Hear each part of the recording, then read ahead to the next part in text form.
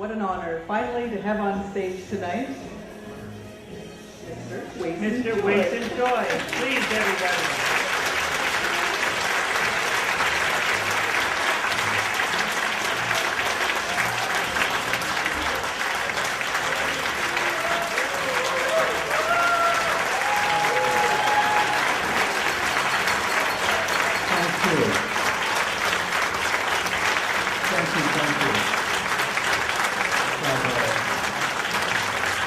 You have to sit down because I'm going to pretend, as I told my friends, I'm going to pretend to be humble tonight.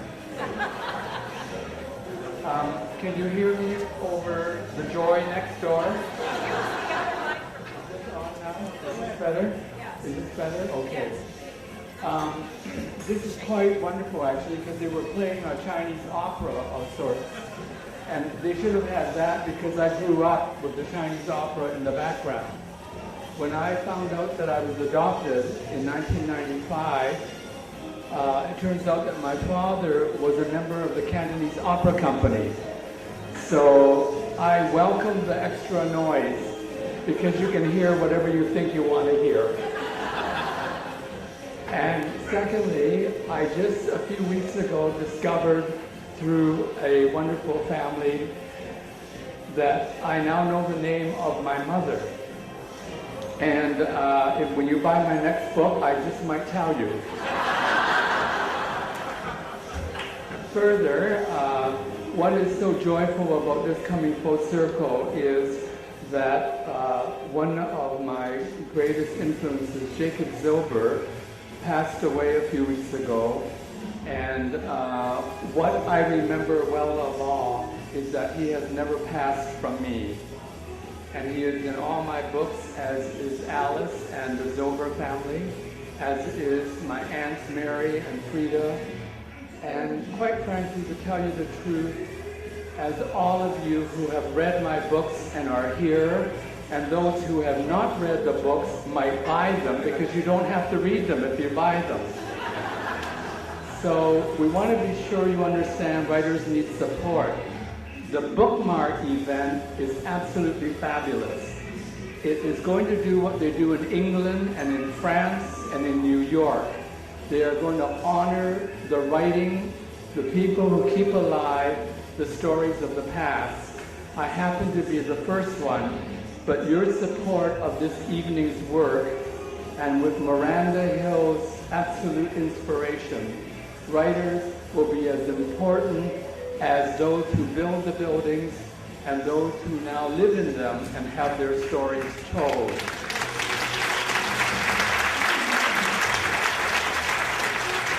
So that's why I'm here, because when I go to England and I see that there's Oscar Wilde and something he wrote, when I go to Italy and I see marked on there the words of Dante, I now come to BC and I'm going to go, oh my God, that's me. See how humble I am? But most of all, it is a gathering of people who really believe in the future. Just a few weeks ago, I had a kind of asthma attack. I was overwhelmed by the habit of landscapers today of planting male trees. Now, as you know, male trees are clean trees because they don't shed and they grow uniformly. So 8 years or 9 years ago, in preparation for the possibility that the Olympics was coming to Vancouver,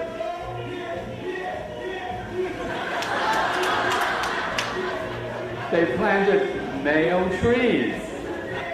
And one evening a few weeks ago, Friday night, suddenly the temperature changed. And what male trees what males always do when this is their last chance, they had an orgasm. And the pollen filled the air, and I ended up in intensive care. And one of my wonderful new friends, a family member now, Wayson, took me to the hospital because when you lack oxygen, you tell yourself, I'm okay. I call my family and say, I can't talk very well, but I will be seeing you, and I'm happy. And so I ended up being taken care of once again. In 2001, I almost died twice.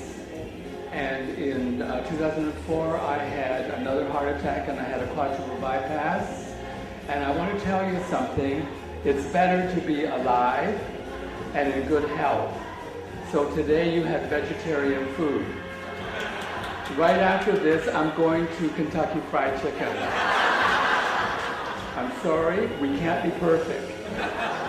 But what's more important is, imperfect as situations are, I don't find that imperfect. Next door, they just had a wedding. They're getting married.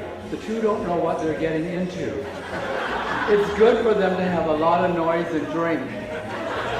And then, like all of you and all of my family and all those who hope when they love another person, may it all turn out well. And as for writers, we love hot bits. Talk to me after if you know something about your neighbor. I always think of the story Alice Munro wrote, but supposedly it was about her. She and her girlfriend in the old days in Clinton, Ontario, were the nerds. They read books, the English teacher likes them, how ugly, awful. So they were walking down the street and just being themselves, but probably nerdy. And along came a car, a convertible, and there were the hip kids there shouting at them and saying to them, you're blah, blah, blah. And Alice Munro, supposedly, but I believe Alice Munro did this, she turned to her girlfriend and said to her, you know, they should be careful. Don't they know we're going to be writers? It's been so much fun writing about burning the Chinese school down. And yet, even that bitter experience for me meant that one day it would bloom into something that made Chinatown real. So I thank you all. My life as a person, as a gay person, as a son, as an adopted son, as a friend, as a member of two families in Toronto, one in Toronto and one in Caledon. I've been with one family, Caucasian, for almost 50 years now, and I'm the godfather of their two children. And one recent family, because my father came to live with me when he was not doing well with cancer, and my dear Aunt Mary could not continue to take care of him. He came to live with me, and I had another family, started with a student that I mentored, with him and his girlfriend. My life is unusual, and it said to me what is true about all life. Family is who loves you. Chinatown is not pure, it is not perfect. Some of the rich people that have come entitled from other countries, and I need to add from China, have protested at schools where the Jade Peony is taught. Apparently some of the teachers tell me they complain that this is a story about peasants. We're not peasants. And it wasn't a story to them about human beings. They don't read the book, they just don't like it. But their family members read it, their children read it, and I get the response that eventually the family is divided between the new history, the new wave of those who come over here who don't have to struggle because we struggled before them, and the histories of those who, for example, like friends like Nate Shu, Larry Wong, King, oh my gosh, all of you are in this room, the Lees.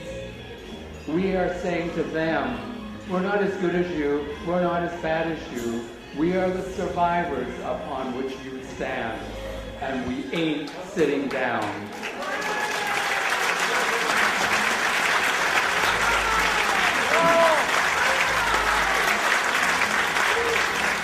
So, as I said at the beginning, as I told my friends, I'm going to be humble tonight. But I can't be because you're here, and I thank you. You give my life meaning because you tell me I have been something to somebody, and it happens to be you. Thank you so much. Thank you, readers. Thank you to those who don't read, but who buy the book. And I can only say I love you all for all the reasons that make it worthwhile. Thank you.